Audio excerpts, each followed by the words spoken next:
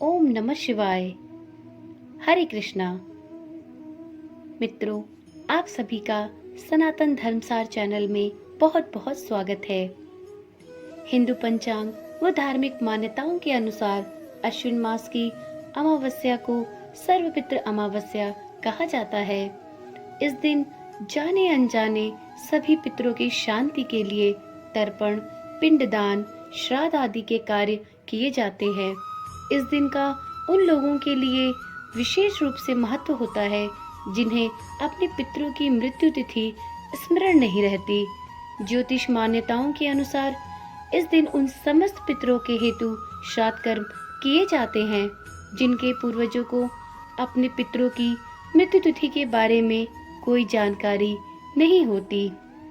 इस वर्ष शनिवार 14 अक्टूबर को सर्वपितृ अमावस्या पड़ रहा है।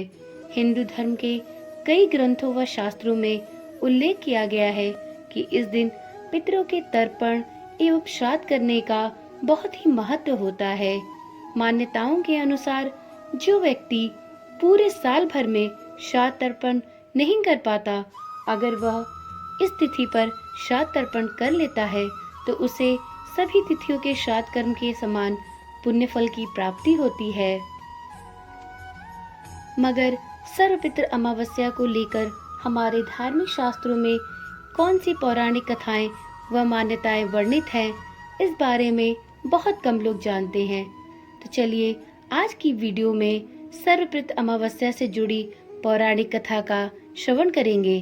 परंतु उससे पहले आप सभी से मेरा यह विनम्र निवेदन है कि यदि आप चैनल पर पहली बार आए हैं या आपने अभी तक इस चैनल को सब्सक्राइब नहीं किया तो कृपया इस चैनल को सब्सक्राइब कर ले, जिससे कि आने वाली इसी प्रकार की रोचक और ज्ञानवर्धक वीडियोस आपको बिना किसी रुकावट के प्राप्त होती रहे।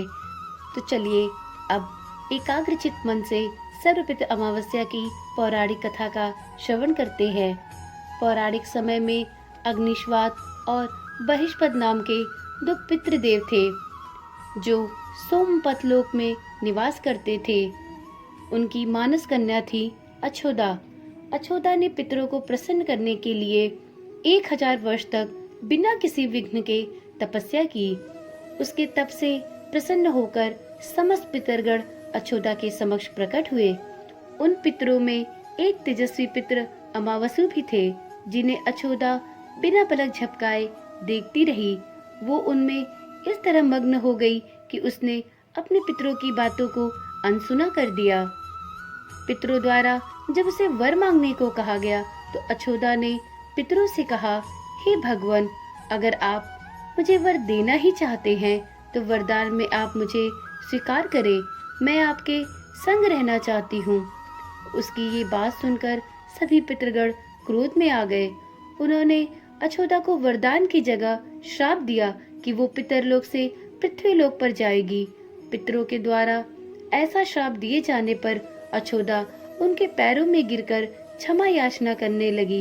यह देख पितरों को उस पर दया आ गई। तब पितरों ने दया भाव से उससे कहा कि अछोदा, तुम पतित योनि में श्राप मिलने के कारण मत्स्य कन्या के रूप में जन्म लोगी। पितरों ने आगे कहा कि भगवान ब्रह्मा के वंशज महर्षि पराशर तुम्हें पति के रूप में प्राप्त होंगे। तुम्हारे गर्भ से भगवान व्यास जन्म लेंगे।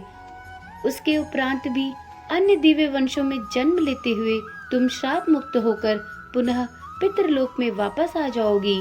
पितरों के इस तरह कहे जाने पर अछोदा शांत हुई। अमावसु के ब्रह्मचर्य और धैर्य की सभी पितरों ने सराहना की एवं वरदान दिया कि यह अमावस्या की तिथि अमावसु के नाम से भी जानी जाएगी। जो भी व्यक्ति किसी भी दिन अपने पितरों का श्राद्ध तर्पण न कर पाया हो, वह केवल अमावस्या के दिन श्राद्ध तर्पण करके सभी बीते 14 दिनों का पुण्य प्राप्त करते हुए अपने पितरों को तृप्त कर सकेगा। तभी से प्रत्येक माह की अमावस्या तिथि को सर्वाधिक महत्व दिया जाता है और यह तिथि सर्वपितृ श्राद्ध के नाम से भी जानी जाती है। उसी पाप के प्रायश्चित हेतु कालांतर में यही अछोदा महर्षि पराशर की पत्नी एवं वेद व्यास की माता सत्यवती बनी थी। तत्पश्चात समुद्र के अंशभूत शांतनु की पत्नी हुई और 2 पुत्र चित्रांगद तथा विचित्र वीर्य को जन्म दिया था। इन्हीं के नाम से कलयुग में अष्टका श्राद्ध मनाया जाता है। तो मित्रों, ये थी कथा सर्वप्रत अमावस्या की। उम्मीद करती हूँ यह जानकारी आपके लिए नई और रोचक रही होगी। यदि आपने इससे पहले ये कथा सुनी हो तो कमेंट में अवश्य बताइएगा। फिर मिलते हैं एक नई वीडियो के साथ। तब तक के लिए ओम नमः शिवाय। राधे राधे।